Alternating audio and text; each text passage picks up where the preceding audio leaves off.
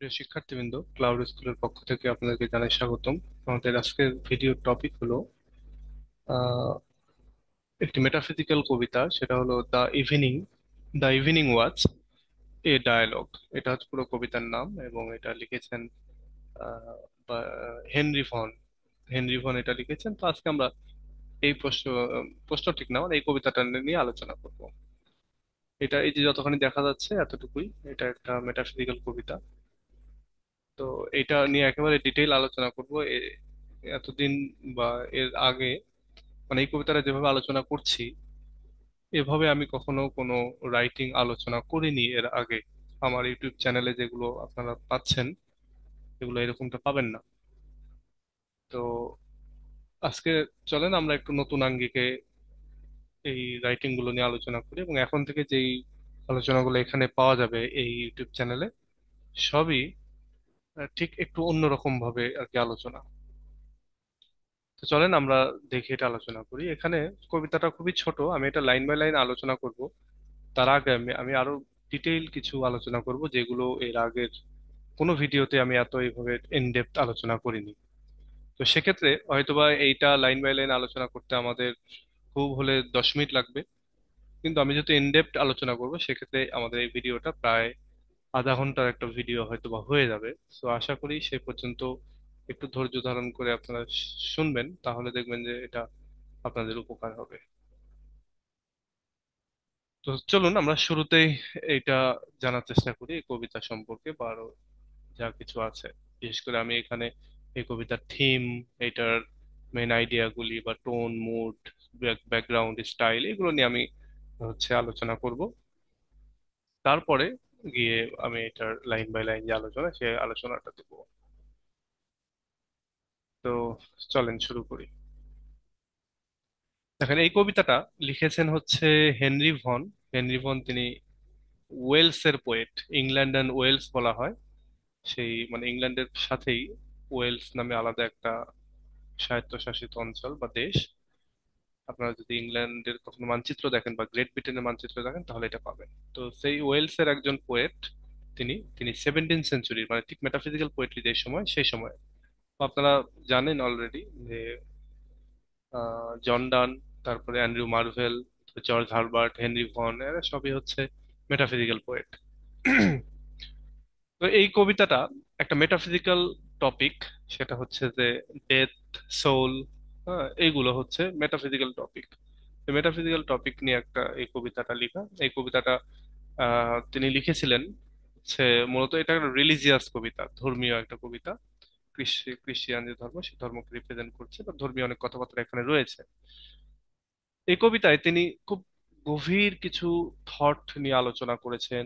বিশেষ করে এখানে সোল, এই যে সোল নিয়ে তিনি আলোচনা করেছেন, তারপরে বডি নিয়ে আলোচনা করেছেন, তারপরে এই আলোচনার ভেতরে আমরা পাবো গডের কথাবার্তা আসবে, তো গড নিয়ে আলোচনা করেছেন। তো এগুলো সবই ডিপ আইডিয়া, যেটা মেটাফিজিক্যাল কবিতার যেগুলো হয়ে থাকে। এবং এই হেনরি ভনের অনেকগুলি রিলিজিয়াস পোয়েম রয়েছে, তার ভেতরে এই the evening watch a dialogue, এটা তার মধ্যে একটা। এই কবিতায় মূলত লাইফ, তারপরে টাইম অর্থাৎ সময়, এবং বিশ্বাস, ধর্মীয় বিশ্বাস, এগুলো নিয়ে আলোচনা করা হয়েছে। এবং এখানে আমরা দেখতে পাবো যে একটা কনভারসেশন, এদের ডায়ালগ বলা হচ্ছে। ডায়ালগ দিয়ে এখানে বলা হচ্ছে একটা কনভারসেশন। কনভারসেশনটা বডি এবং সোল, অর্থাৎ শরীর এবং মন বা আত্মা, এই দুইটার ভিতরে একটা কনভারসেশন চলছে। এই কবিতাটা খুবই শর্ট একটা কবিতা, ছোট একটা কবিতা। এবং এখানে দেখানো হয়েছে যে জীবনটা খুবই শর্ট, খুবই ছোট, এবং সোলের অবশ্যই হেভেনে যাওয়ার জন্য একটা প্রিপারেশন দরকার, সেটার ব্যাপারে এই কবিতার ভেতরে বলা হচ্ছে। এবং ভন এখানে আহ, অনেক সিম্পল শব্দ বা ওয়ার্ড এগুলো ব্যবহার করেছেন, কিন্তু সেগুলোই খুবই ডিপ বা গভীর কিছু আইডিয়াকে তুলে ধরা হয়েছে, যেমন মৃত্যু, এরপরে মৃত্যুর পরের জীবন, এগুলো সম্পর্কে বলা হয়েছে। এবং আমাদের কবি এখানে বিশ্বাস করতেন যে মানুষের ফোকাস করা উচিত তাদের সোলের ডেভেলপমেন্টের উপরে, এবং তাদের বডির ওপরে শুধু না, বরং সোলের ডেভেলপমেন্টের উপরে বিশ্ব, মানে কাজ করা উচিত। সোলের ডেভেলপমেন্ট মানে কি? পরজগৎ নিয়ে ভাবা, পরজগতের যে কাজ করা পরজগতের জন্য, সেগুলোর কথা বলা হচ্ছে। আচ্ছা, এরপরে আমরা এটার থিম নিয়ে আলোচনা করি। এখানে এখানে অনেকগুলো থিম আছে। একটা হচ্ছে প্রধান থিম, যেটা সেটা হচ্ছে শর্টনেস অফ লাইফ। আমাদের জীবনটা যে খুবই ছোট, সেটার কথা বলা হচ্ছে। বলা হচ্ছে যে সময় খুব দ্রুত চলে যায়, এবং মানুষের সবসময়ের জন্য এন্ডের জন্য বা মৃত্যুর জন্য রেডি থাকা উচিত। এখানে আরেকটা আইডিয়া রয়েছে, সেটা হচ্ছে যে বডি এবং সোলের যে পার্থক্য, সে পার্থক্যটা এখানে বলা হচ্ছে। এখানে বলা হচ্ছে বডিকে অনেক উইক বা দুর্বল, টেম্পোরারি, ক্ষণস্থায়ী একটা জিনিস হিসেবে এখানে উপস্থাপন উপস্থাপন করা হচ্ছে। অন্যদিকে সোল বা আমাদের হৃদয় বা আত্মা, মন, এটাকে একটা চিরন্তন জিনিস হিসেবে উপস্থাপন করা হয়েছে, যেটা কখনোই হারিয়ে যাবে না, নষ্ট হবে না। বডি নষ্ট হয়ে যাবে, বাট এটা নষ্ট হবে না। এই কবিতা আরো বলা হয়েছে ফেইথ, বিশ্বাস, ধর্মীয় বিশ্বাস নিয়ে। এখানে একটা কথা বলা হচ্ছে যে গড ক্যান গিভ পিস, অর্থাৎ গড আমাদেরকে শান্তি দিতে পারে, এবং আমাদের যে ইটার্নাল জীবন, শাশ্বত চিরস্থায়ী যে জীবন মৃত্যুর পরে, সেটাতে আমরা শান্তি পেতে পারি। এটা কেবল গডই দিতে পারে। এই কবিতা থেকে আমরা আরো শিক্ষা পাই যে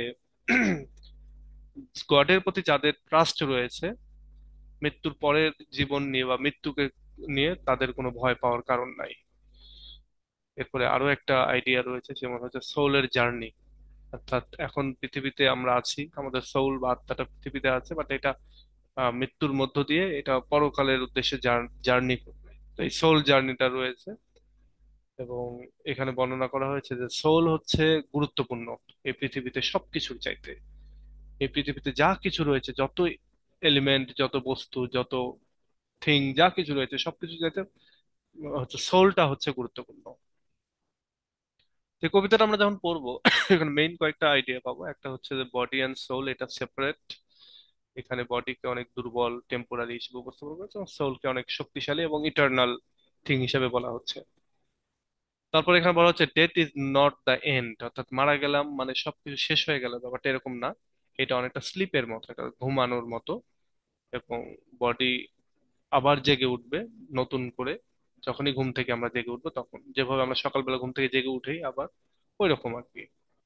তারপর এখানে বলা হচ্ছে যে গড সময়কে কন্ট্রোল করে। মানুষের যে সময়, এটা মূলত একটা ইলিউশন মাত্র। এবং মানুষ মারা যায় একটা সময় গিয়ে, এবং ইটারনিটিটাই হচ্ছে রিয়াল। অর্থাৎ এই যে আমরা মারা যাব, মারা যাওয়ার পরে যে আমাদের যে শাশ্বত জীবনটা শুরু হয়ে যাবে, এটাই হচ্ছে বাস্তব জিনিস। এখন এই দুনিয়াতে যতদিন আছি, সেটা হচ্ছে যে একটা ইলিউশন, একটা স্বপ্ন, মোহ। এরপরে বলতেছে যে death leads to new life. হ্যাঁ, ডেথ হচ্ছে মানুষকে নতুন জীবনের দিকে নিয়ে যায়। এখানে লাস্ট ব্রেথ আমরা যখন নিব, শেষ নিঃশ্বাস যেটা আমাদের হবে পৃথিবীতে, এটা মূলত পরকালের ফার্স্ট নিঃশ্বাস। মানে এখানে এভাবে বলা হচ্ছে যে আমরা আমরা আমাদের আমাদের এই পৃথিবীতে যে লাস্ট ব্রেথটা হবে, সর্বশেষ যে শ্বাস প্রশ্বাসটা হবে, এর পরের অংশটাই হবে হচ্ছে আহ পরকালে বা মহাকালের প্রথম নিঃশ্বাস নেয়া। অর্থাৎ জাস্ট একটা ট্রান্সফরমেশন ঘটবে মৃত্যুর মাধ্যমে, এই জগৎ থেকে ওই জগতে যাওয়া। এই কবিতার ভেতরে আমরা টোন নিয়ে যদি একটু আলোচনা করি, এই কবিতার ভেতরে যেহেতু এখানে মৃত্যু, ডেথ, লাইফ, সোল, এগুলো নিয়ে কথা বলা হয়েছে, সুতরাং এখানে খুব সিরিয়াস টোনে কথা বলা হয়েছে। কবি এখানে খুব সিরিয়াস, তিনি এখানে ডিপ ওয়ার্ড ব্যবহার করেছেন, আমরা যারা রিডার তারা যাতে আমরা চিন্তা করি গভীরভাবে, সেজন্য। এরপরে তিনি এখানে হোপফুল টোনে কথা বলেছেন। তিনি আশা প্রকাশ করেছেন যে যাদের গডের প্রতি বিশ্বাস থাকবে, মৃত্যুকে নিয়ে তাদের ভয় করার কারণ নাই। তো মানে মৃত্যুর পরেও তারা পিসে থাকবে, শান্তি পাবে, এটার কথা বলতেছেন। সুতরাং এটা এখানে একটা হোপফুল টোন আমরা দেখতে পাচ্ছি। এরপরে রয়েছে, সেটা হলো যে এখানে কিছু ওয়ার্ড রয়েছে, যেমন কাম এবং থটফুল, এই কথাগুলো, যেগুলো এই কবিতাটাকে একবারে একটা পিসফুল ফিল দিয়েছে। আমরা ফিল করতে পারি এখান থেকে যে এই কবিতায় গডের সংস্পর্শে যারা থাকবে, গডকে যারা বিশ্বাস করবে, তারা অনেক শান্তি পাবে, সেই কথাটা এখানে বলা হচ্ছে।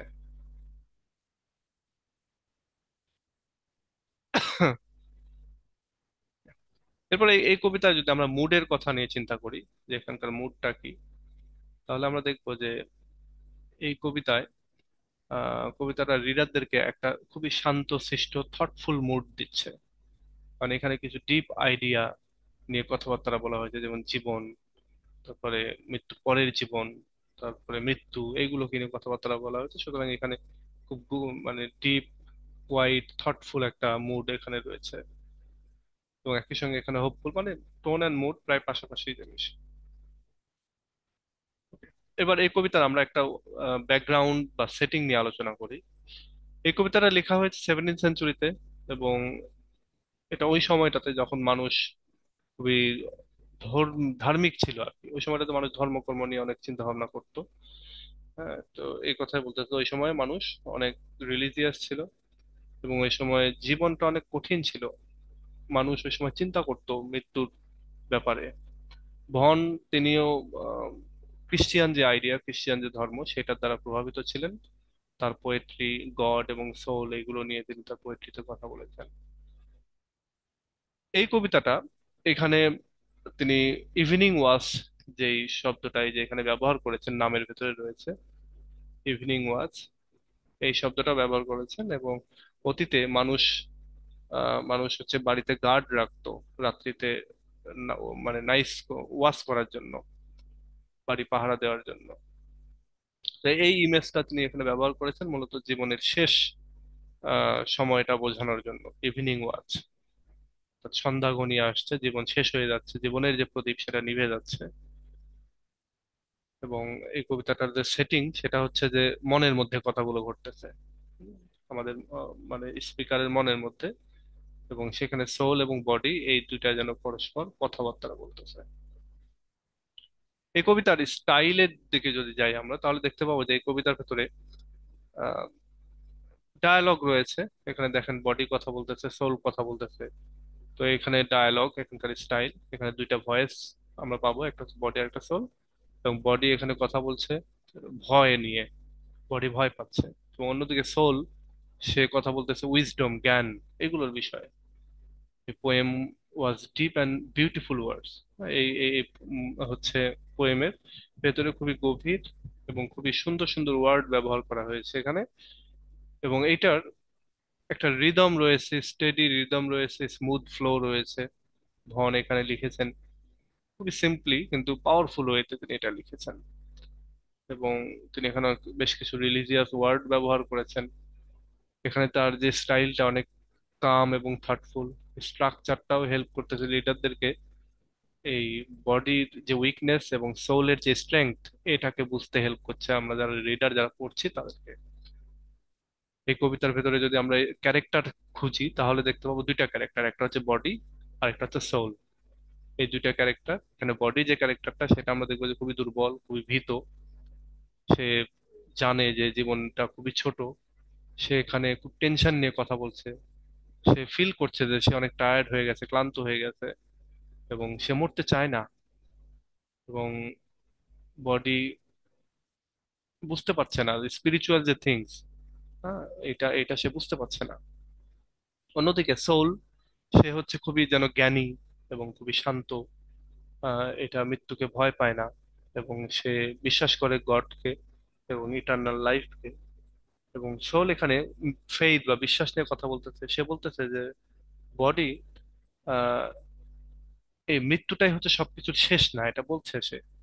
সোল বলছে, সোল শেখাচ্ছে, শিক্ষা দিচ্ছে যে হেভেন বলে কিছু একটা আছে। হেভেনই হচ্ছে আমাদের সত্যিকারের রেস্টিং প্লেস, সত্যিকারের জায়গা। ওকে, তো এবার আমরা এই কবিতাটার লাইন বাই লাইন পড়ি, লাইন বাই লাইন পড়ে।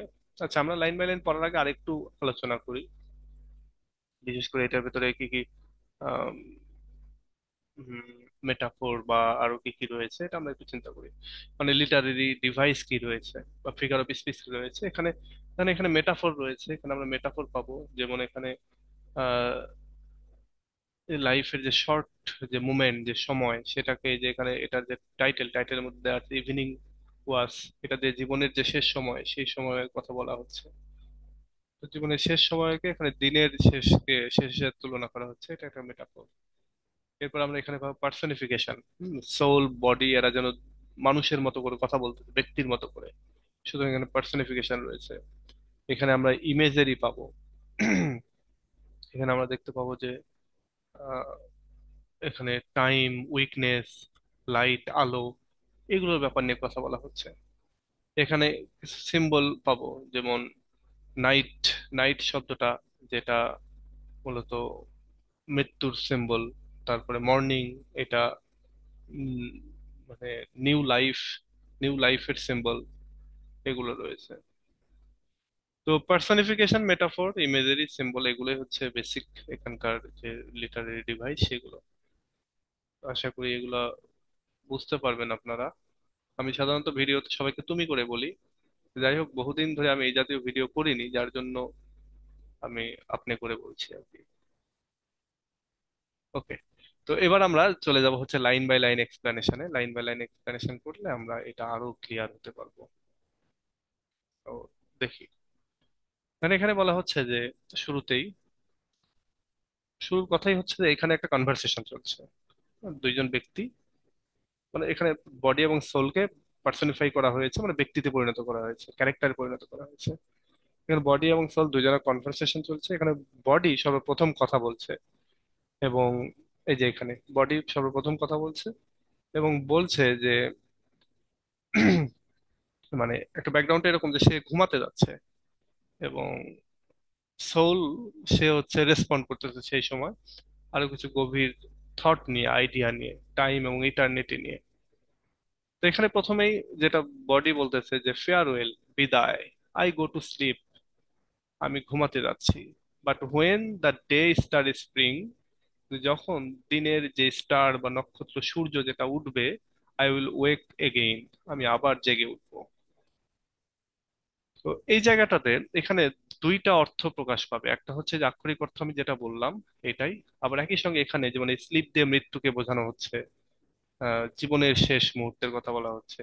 এই যে ডে স্টার স্প্রিং, নতুন যে দিনের যে সূর্য বা নক্ষত্র যখন উঠবে, মানে মৃত্যুর পরের যে রিজারেকশন, পুনরুত্থান, কিয়ামতের যে কথা, সেটার কথা যেন এখানে বলা হচ্ছে। তো এখানে বলতেছে বডি, বডি সে প্রস্তুতি নিচ্ছে ঘুমানোর। এবং এখানে বডি দিয়ে, মানে এই ঘুমটা, ঘুমটা হচ্ছে সিম্বলাইজ করতেছে হচ্ছে মৃত্যু, মৃত্যুকে সিম্বলাইজ করতেছে। এরপর এখানে যে ডে স্টার, এই ডে স্টার মূলত সিম্বলাইজ, রেফার করতেছে মর্নিং স্টার, সকালের যে নক্ষত্র বা তারা বা সূর্য, সেটাকে। এবং এটা দিয়ে বোঝানো হচ্ছে যে পরের দিনের কথা, মানে পরে আরেকটা নতুন দিন আসছে, সেটার কথা বলা হচ্ছে। এবং বডি তখন বলতেছে যে সে আবার তখন জেগে উঠবে। তো এটা দিয়ে ওই রিজারেকশন যেটা, মানে ধর্মীয় দৃষ্টিকোণ থেকে এটা স্বাভাবিক ইয়ে হচ্ছে যে এরকম যে বডি ঘুমাতে যাচ্ছে সন্ধ্যাবেলা বা রাত্রিবেলা, সকালে সে আবার উঠবে, সে সেই কথাটা বলতেছে। কিন্তু এটা যদি আমরা ওই হিডেন মিনিংটা দেখি, তাহলে বডিটা মারা যাচ্ছে এবং সে খুবই ক্লান্ত, মানে বুড়ো হয়ে গেছে ব্যাপারটা এরকম। সে মারা যাচ্ছে, মারা যাওয়ার আগে সে বলতেছে যে আবার যখন কিয়ামত হবে, পুনরুত্থান হবে, তখন আমি আবার জেগে উঠবো। এটা বডি বলতেছে। এরপরে সোল বলতেছে, go sleep in peace and when thou liest আননাম্বারড in দাই ডাস্ট।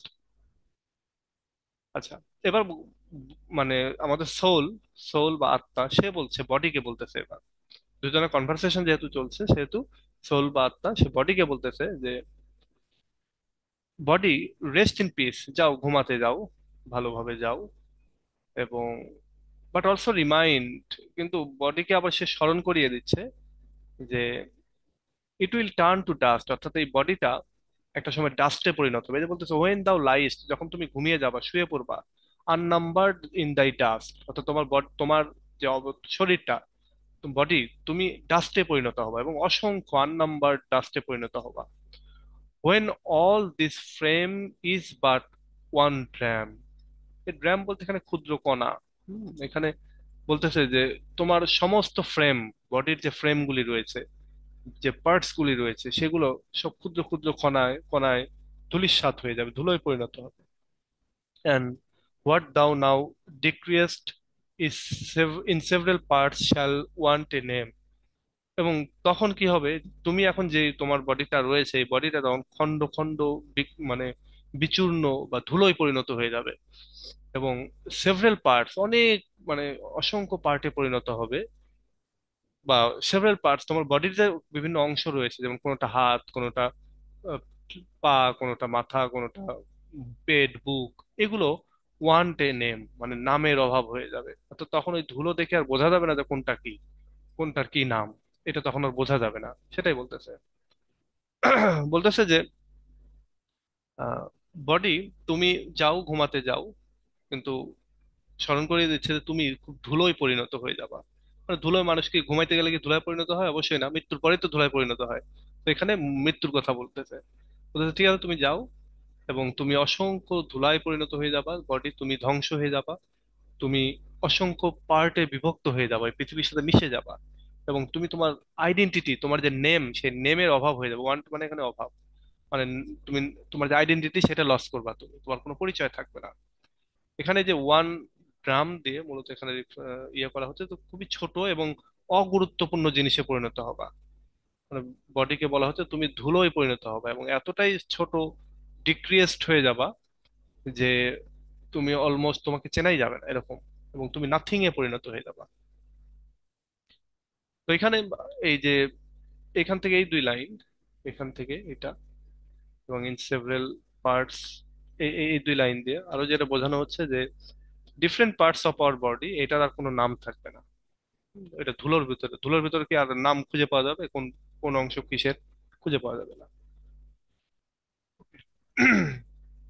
এর পরের 2 লাইন এখানে বলতেছে যে then may his peace be with thee, and is dust writ in his book, who never betrayed man's trust। এই যে his বলতে এখানে, then may his peace be with thee, আর এই যে হিজ বুক, এই হিজ বলতে এখানে গডকে বোঝানো হচ্ছে। তো এবার সোল প্রার্থনা করতেছে, মে হিজ পিস, হ্যাঁ, মানে এখানে প্রার্থনা করে, আমরা বলি না মে ইউ লিভ লং, ঠিক এখানে প্রার্থনা করা হচ্ছে যে আমাদের এই সোল, সে প্রার্থনা করতেছে বডির জন্য। বলতেছে যে, প্রার্থনা করে বলতেছে যে বডি, তোমার উপরে ডিভাইন পিস আসুক, তোমার উপরে শান্তি বর্ষিত হোক। এটা বলতেছে যে এইটুকুতে, যে তোমার উপরে শান্তি বর্ষিত হোক। অ্যান্ড ইজ ডাস্ট, তোমার শরীরের যে প্রতিটি কণা যেগুলো ধুলোয় পরিণত হয়ে যাবে, সেটা তার বইতে লেখা থাকবে। তার বই কার বই? গডের বইতে ওই প্রত্যেকটা কণার নাম লেখা থাকবে। And who never বিট্রেইড man's trust, এবং যিনি কখনোই মানুষের বিশ্বাসকে বিট্রে করেন না, ধ্বংস করে দেন না। মানে এই 2 লাইনে সোল বডির জন্য প্রার্থনা করছে, বলতেছে তোমার উপরে শান্তি বর্ষিত হোক। এবং তিনি, সোল আশা করছে যে গড, যে হু নেভার বিট্রেস হিউম্যান কাইন্ড, যে কখনোই মানুষের সাথে বিট্রে করে না, সে মনে রাখবে তোমার শরীরের যে প্রত্যেকটা পার্টস, পার্টিকেল যেগুলো ধুলোয় পরিণত হয়েছে, সেই কোনটা কোন পার্টিকেল সেটার নাম মনে মনে রাখবে গড। এবং এটা শুধু মনে রাখবে না, সেটা তার বইতে লেখা থাকবে, রিড ইন হিজ বুক, তার যে বই, সে বইটাতে লেখা থাকবে। এবং এটা দিয়ে রেফার করতেছে যে গড সবকিছু রেকর্ড রাখেন, সবকিছু লিখে রাখেন। এটা আমরাও জানি যে গড সবকিছু লিখতেছেন, তাই না, তার বইতে। এবং এখানে আরেকটা জিনিস বলা হচ্ছে যে হু নেভার বিট্রেইড ম্যানস ট্রাস্ট, মানে এটা যে নিশ্চিত করা হচ্ছে যে আমাদের বডির প্রত্যেকটা যে স্মল পার্ট গুলি রয়েছে, যেগুলো ধুলো বালিতে পরিণত হয়ে যাবে, এই প্রত্যেকটা পার্ট কোনটা কোন অংশের পার্ট, এটা গড জানবে, তার জানা থাকবে এটা। আচ্ছা, এইটা সোল যখন এই সান্ত্বনা দিল, এবার বডি কি বলতেছে? আমিন। আমরা কি বলি, আমরা যখন হুজুররা যখন দোয়া খায়ের করে, আমরা বলি না আমিন? তো এখানে সোল আসলে এইটুকুতে বলতেছে যে তুমি, তোমার উপরে শান্তি বর্ষিত হোক। এবার সে বলতেছে যে আমিন, না আল্লাহ কবুল করুক, ব্যাপারটা এরকম। আচ্ছা, আমিন, but hark, ere we two stray, how many hours dost think till a day. বলতেছে যে ওকে, আই অ্যাগ্রি, আমিন, সোলের সাথে সে অ্যাগ্রি করতেছে। এবং তারপরে সে আবার জিজ্ঞাসা করতেছে যে আচ্ছা, কতক্ষণ আমি আর তুমি আলাদা থাকবো? মানে ব্যাপারটা এই যে আমরা ঘুমিয়ে গেলে কি হয়, ঘুমিয়ে গেলেও কাইন্ড অফ মৃত্যু, তাই না? যে আমাদের আর কিছু মনে থাকে না, আমাদের সোলটা যেন আলাদা হয়ে যায়, আমরা স্বপ্ন দেখি, অনেক কিছু দেখি, এবং সকাল হওয়ার সঙ্গে সঙ্গে আমরা জেগে উঠে আবার সোল এন্ড বডি এক জায়গায় হয়ে যায়, তাই না? ঠিক মৃত্যুর কথাটাও এরকম, যে বডি থেকে সোলটা যে আলাদা হয়ে যাচ্ছে, এটা কতদিন আলাদা থাকবে, এটা বডি প্রশ্ন করতেছে। তো বডি এখানে কি বলতেছে? সে বলতেছে যে, শুরুতে বলতেছে যে আমিন, অর্থাৎ সোল যে প্রার্থনা করলো সেটার সাথে সে অ্যাগ্রি করলো। এবং তারপরে সে বলতেছে যে ঠিক আছে তাই হোক। এবং এরপরে সে জিজ্ঞাসা করতেছে যে আহ, কতদিন তারা মানে এই দিনের অপেক্ষা করবে, বা দিন হতে কত সময় লাগবে। এটা এটা দিয়ে মূলত এটাও বোঝানো হতে পারে যে অ্যাকচুয়াল সকাল হতে, অর্থাৎ রাত্রিবেলা থেকে সকাল পর্যন্ত, এই ঘুমানোর পর থেকে সকাল পর্যন্ত এটাতে কতক্ষণ লাগবে। এবং এটাতে সিম্বলাইজ করা হচ্ছে ওই যে মৃত্যুর পরে যে রিজারেকশন, সে রিজারেকশনের কথা। সাপোজ তুমি আজকে মরে গেলা, and এরপরে কিয়ামত কবে হবে, পুনরুত্থান কবে হবে, এইটা বডি সোলকে জিজ্ঞাসা করতেছে। কতদিন আমাদের আলাদা থাকতে হবে, অর্থাৎ বডি অ্যান্ড সোল যে এখন মৃত্যুর মাধ্যমে বা ঘুমানোর মাধ্যমে যে আলাদা হয়ে যাবে, সে আলাদাটা কতক্ষণ থাকবে। দুনিয়াতে হলে ঘুমের মাধ্যমে হয়তো 8-10 ঘন্টা, তাই না? বাট মৃত্যু হয়ে গেলে তখন সেটা কত, কতকাল, মহাকাল আলাদা হয়ে থাকবে, তাই না? যখন আবার সেই পুনরুত্থান হবে, তখন রিজারেকশন হবে, তখন আবার এক জায়গায় হবে। ওকে, এরপরে সোল, সোল সে উত্তর দিচ্ছে যে আহ গো, দাও আর্ট উইক অ্যান্ড স্লিপি। বলতেছে, ও তুমি যাও, সমস্যা নাই, তুমি খুবই দুর্বল হয়ে আছো এবং খুবই ঘুমন্ত, স্লিপি হয়ে আছো। Heaven is a plain watch and without figures wins all ages up. মানে এখানে সোল এবার বডিকে বলতেছে তুমি যাও, এবং বলতেছে তুমি খুবই দুর্বল এবং খুবই ক্লান্ত হয়ে আছো, স্লিপি হয়ে আছো। এবং সোল এরপরে এক্সপ্লেইন করতেছে, বর্ণনা করতেছে এখানে যে heaven doesn't measure time, heaven is a plain, মানে প্লেন ওয়াচ, অর্থাৎ হেভেনের সময় গণনা করার কোনো ইয়ে ব্যবস্থা নাই।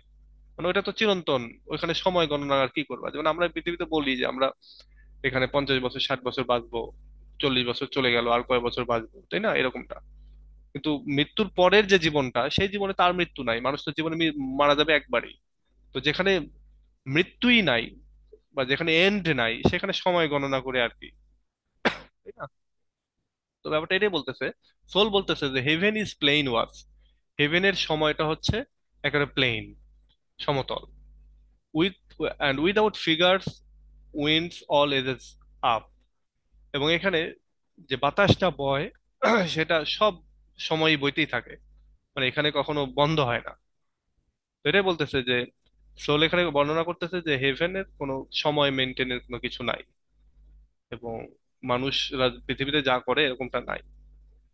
এবং এখানে হেভেন ইজ প্লেন ওয়াস মানে হচ্ছে যে টাইম, এটা হেভেনে, এটা ডিভাইডেড না কোনো মিনিটে, ঘন্টায় বা দিনে, মাসে, এগুলোতে গণনাতে কোনো মানে ভাগ করা যায় না।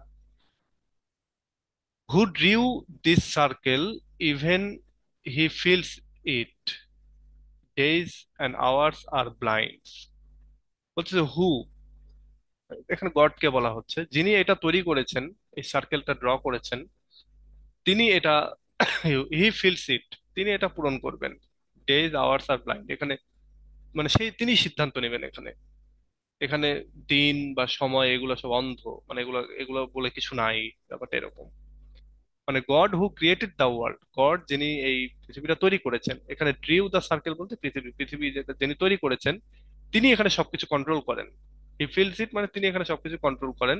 টাইম, তারপরে এখানে অস্তিত্ব, এক্সিস্টেন্স, এগুলো তিনি গল্প এখানে কন্ট্রোল করেন। এরপর ডেজ আওয়ার্স আর ব্লাইন্ড বলতে বোঝাচ্ছে যে এটার মানে হলো যে মানুষ যেভাবে টাইমটাকে তোমার উম, মানে গণনা করে বা মনে করে, এটা অনেকটা একটা পর্দার মতো, হ্যাঁ, hiding the truth of eternity, যেটা মূলত আমাদের যে বাস্তবতা, চিরন্তনতার যে বাস্তবতা, যে মানুষ যে চিরন্তন, হিউম্যান সোল যে চিরন্তন, এটা কখনোই যে ধ্বংস হবে না, নষ্ট হবে না, এটাকে যেন এই পৃথিবীর টাইমটা দিয়ে যেন এক ধরনের পর্দা পরানো হয়ে থাকে। Okay. এরপরে লাস্টে যে দুইটা লাইন, সেটা দিয়ে বলা হচ্ছে যে yet this take with thee the last gaps of time is thy first breath and men's eternal prime। বলতেছে যে তারপরেও তারপরেও মানে সোল এবার বলতেছে যে দ্য সোল এবার হচ্ছে বডিকে ত্যাগ করতেছে, এবং yet this take with thee, মানে বডিকে ত্যাগ করে সে চলে যাচ্ছে আর কি।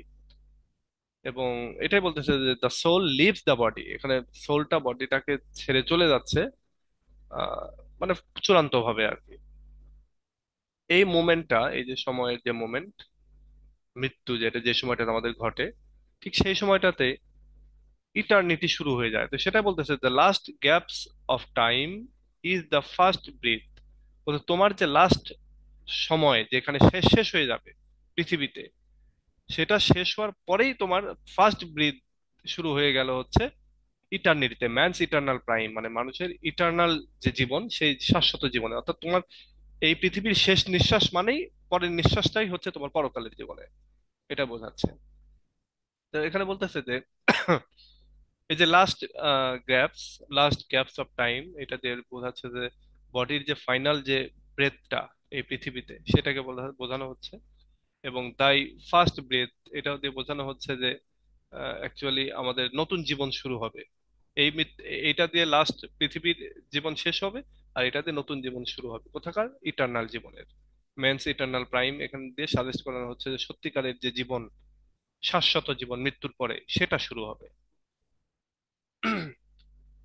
তো এই হচ্ছে আমাদের এই টোটাল লাইন বাই লাইন আলোচনা। আমাদের সময়, মানে আমি এটা আরেকবার আলোচনা করলে ভালো হতো, কিন্তু যেহেতু আমাদের ভিডিও টাইমটা বড় হয়ে যাচ্ছে, জন্য আমি অনুরোধ করবো যে এটাকে যদি একবারে শুনে বুঝতে কেউ না পারো, তাহলে এটাকে যেন আরো একবার এই ভিডিওটা দেখবো, তাহলে বুঝতে পারবা টোটালি। তো ভিডিওগুলো এমনিতেই একাধিকবার দেখতে হয়, তাহলে এখানে ভালোভাবে বোঝা যায়। আমি তারপরে একটা সামারি টানি যে এখানে হেনরি ভন তিনি কথা বলতেছেন ডিপ আইডিয়া নিয়ে, বেশ করে লাইফ, ডেথ, মৃত্যু, রিজারেকশন, এগুলো নিয়ে তিনি এখানে এক্সপ্লেইন করতেছে জীবনটা খুবই শর্ট, ছোট, এবং সোল খুবই গুরুত্বপূর্ণ, এমনকি বডির চাইতে।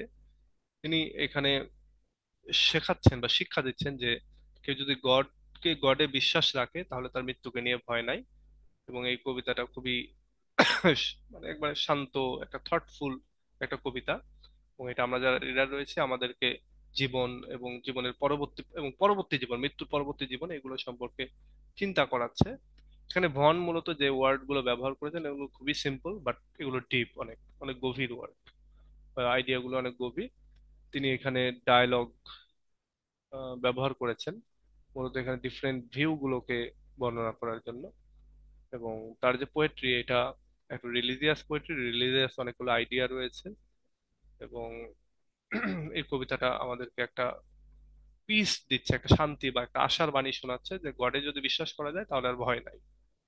এটা আরো আমাদেরকে শিক্ষা দিচ্ছে যে জীবনটাই, এই এই যে মৃত্যুর মাধ্যমে আমাদের যে ইহকালীন জীবন যেটা শেষ হচ্ছে, এই জীবনই শেষ না, বরং এটা পরকালের আরেকটা জীবনের শুরু হচ্ছে। একটা জীবন শেষ হয়ে আরেকটা জীবন শুরু হচ্ছে, জাস্ট মৃত্যুটা একটা ট্রান্সফরমেশন। ওকে, সো ঠিক আছে, আজকে এই পর্যন্তই। আশা করি এই কবিতাটা বুঝতে সুবিধা হবে এখন।